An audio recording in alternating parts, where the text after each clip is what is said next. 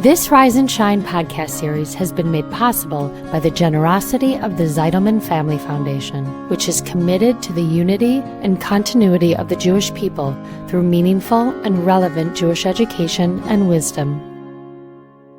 The Jewish people are a soul, a single soul radiating into many bodies, each embodiment playing its crucial role. Together, we compose a symphony with no redundant parts. No instrument more vital than another. This is Rise and Shine, a podcast that offers timeless wisdom and uplifting meditations to fill your heart, feed your soul, and start your day on a positive note. Here is Adrienne Gold Davis.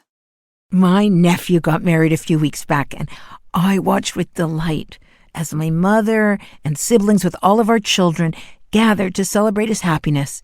The cousins dancing together and drinking and clowning and laughing like siblings themselves brought a kind of nachas that I didn't anticipate. I marveled at this vision. My sibs and I were utterly overshadowed by this new generation. Us adults who were once the squalling toddlers at the weddings of the past. We were outnumbered. We had become the older aunties and uncles that I remember from family gatherings in the past. It was extraordinary. There is a sense of connection that comes with family, especially extended family that remains close to one another. You just can't compare. I felt a kind of pride and joy in my family that made me feel like the future was going to be secure long after I was gone. There's something about unity without uniformity that's an ultimate pleasure. And my family is a living case study in diversity, unified by the bonds of love. I've shared before that my family of origin is a blend of Jewish and not Jewish, secular and religious, left-wing, right-wing. We live very different lifestyles, and yet we are utterly respectful of one another. We are careful and accommodating and truly adoring. As we move towards Shavuot, the holiday of the giving of the Torah, I was reminded that it was this sort of unity among the Jewish people that preceded the giving of the Torah at Mount Sinai. In fact, it says that if there was ever an idealized version of Jewish unity, it would be the description of the Israelites at Mount Sinai. The verse in Exodus, which describes the encampment, uses the singular term, Israel encamped, or va-yihan. Instead of the plural, they encamped, va-yahanu. As an explanation of this discrepancy, our great biblical commentator Rashi famously comments that the Israelites were at that time united as they were like one person with one heart, and that this was the prerequisite of receiving the Torah.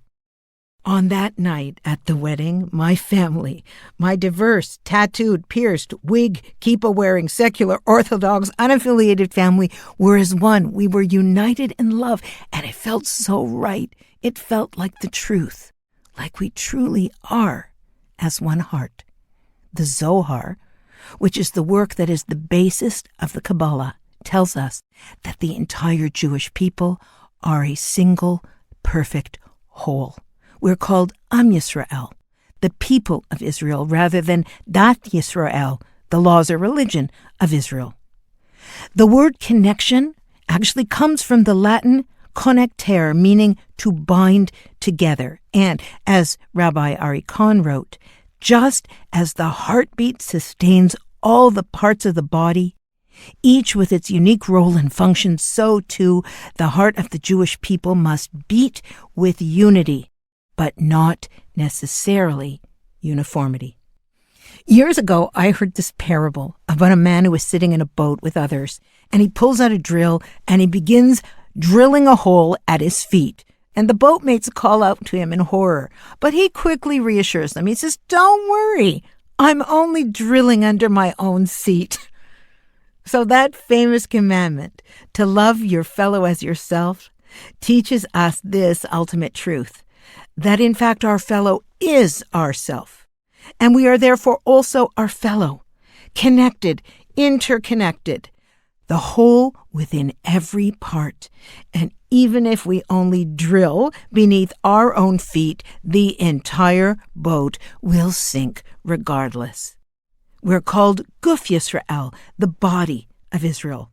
Rabbi Zvi Freeman expresses it as follows.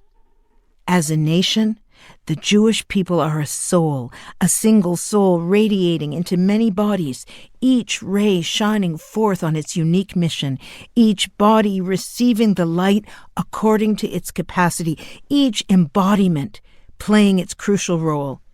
Together, we compose a symphony with no redundant parts, no instrument more vital than another. We also learn in Mishlei, the book of Proverbs, that in rearing a child we must, as they say, train a child according to their way. Even when he grows old, he will not turn away from it. Now, this is clearly an acknowledgement that each of us indeed has our own way, and that while each of us have a different way, that each of us is meant to come together to make a functioning whole. And while we don't have to agree or relate with that way, we may not withdraw the fundamental respect and dignity afforded to each and every Jew because he or she was created in the image of God. There is a spark of holiness within each of us simply by existing. And when we see ourselves as a body, then we quickly learn that a broken toe or a crushed thumb, God forbid, affects the entire body in general. I can't tell you how many times I was incapacitated by a headache or a sore back, and even once by damage done to just my fingertips, having closed them in a door. So, while one part may seem superficial or in terms of size to be less significant, we soon come to understand that this is not the case. I mean, you can be driving a $150,000 Porsche and it still isn't going to serve you if a wheel falls off. We learn that every Jewish soul is represented by a letter in the Torah. Each one of us is part of that spiritual symphony. As a people, we were divided into tribes, each in accordance with our strengths and our ways. And when God split the Red Sea for us, we're taught it was split into 12 lanes to accommodate each of the tribes. There's even a teaching that the sea split into 600,000 lanes to accommodate the way of each of us. We crossed the same sea, but experienced that crossing according to our way. Even at the Pesach Seder, we reference the 4 sons. So there's an assertion that while these different ways exist in every family, there's also the notion that those 4 sons exist within each of us, and still we are at the table together. You know, the letter Aleph, which is the number 1, is related to Eleph, the Hebrew word for 1,000. We are both singular and a multiplicity. This week, can you look for opportunities to focus on what unites rather than divides us as families, as communities, as a people? Can we acknowledge the individual way of another and recognize that as Jews, we all have a part to play in the symphony of life? Can we remember that the simple percussion instrument brings as much to the music as that booming bass drum? And that the master conductor of the universe wants us to play our individual instruments, indeed, but also to recognize that we are part of a larger and more complex whole. Because the Talmud explains, the entire Torah is for the sake and the ways of shalom, peace. And we need that today more than ever before. Am Yisrael Chai. Thanks for listening to Rise and Shine. Don't forget to rate, review, and subscribe to Momentum Podcasts on Apple, Spotify, or wherever you get your podcasts. Join Adrian again next time for more timeless wisdom and uplifting meditations that fill your heart, feed your soul, and start your day on a positive note. This podcast was sponsored by the Zeidelman Family Foundation. Spread the wisdom. Inspire Jewish individuals around the globe by supporting Momentum's podcasts. To sponsor, contact podcast@momentumunlimited.org. You're listening to a Momentum podcast. For unlimited inspiration, wisdom, and empowerment, visit momentumunlimited.org.